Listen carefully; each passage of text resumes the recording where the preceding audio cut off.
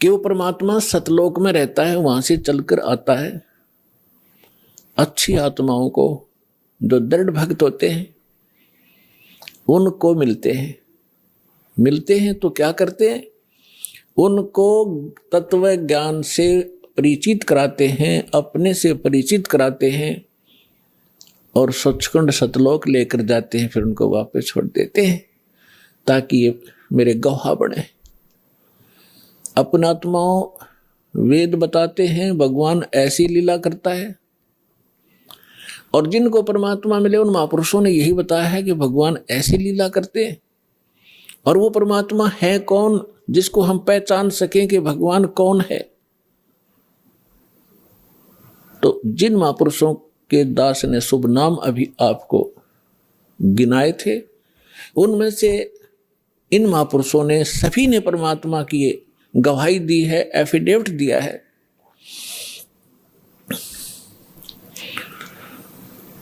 आदरणीय धर्मदास साहिब जी ने यही कहा है, और यही मलुकदास जी साहिब ने कहा है कि सतलोक से चलकर आए, अमर लोक से चलकर आए, गति करके आते हैं परमात्मा। काटन काल की जंजीर, काल ने हमारे को क्रम बंधनों से बांध रखा है, और क्रम के बंधन को समर्थ परमात्मा सत्य पुरुष ही काट सकता है, परम अक्षर ब्रह्म ही काट सकता है। क्रम के बंधन को, कर्म को, प्रारब्ध में किस्मत में लिखे हुए लेख को या संचित कर्म को न तो श्री ब्रह्मा, ना श्री विष्णु, ना श्री शिव, ना देवी दुर्गा, और ना ब्रह्म ना परब्रह्म, केवल परम अक्षर ब्रह्म ही काट सकता है। वो इसके अतिरिक्त और नहीं उस कर्म की बेड़ी को नहीं काट सकते।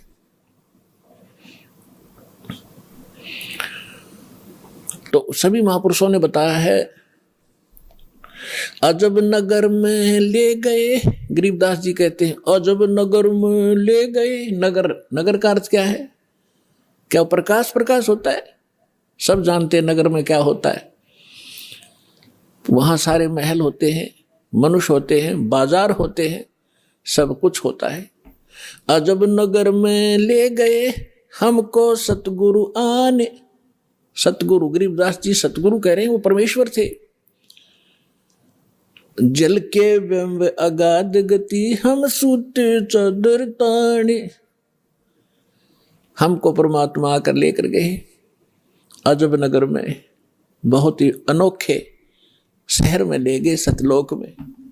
और वहां जाने के बाद हमें पता चला सारी कहानी का, हम कौन हैं, कहाँ फंसे हैं, और यहां वापस कैसे आ सकते हैं अपने लोक को। अब उस ज्ञान से परिचित होकर के गरीबदास जी कहते हैं हम तो अब निश्चिंत हो गए, हमें सतगुरु मिल गए।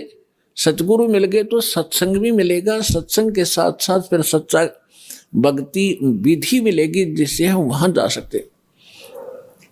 तो गरीबदास जी कहते हैं हम तो चादर तान के सोगे, कति बेफिक्र होगे, हमारा मोक्ष निश्चित है। तो पुण्यात्माओं, आज जो सतलोक आश्रम बरवाला में आकर इस दास से जो दीक्षित होते जा रहे हैं, वो चादर तान के सो जाना, आपका मोक्ष निश्चित है।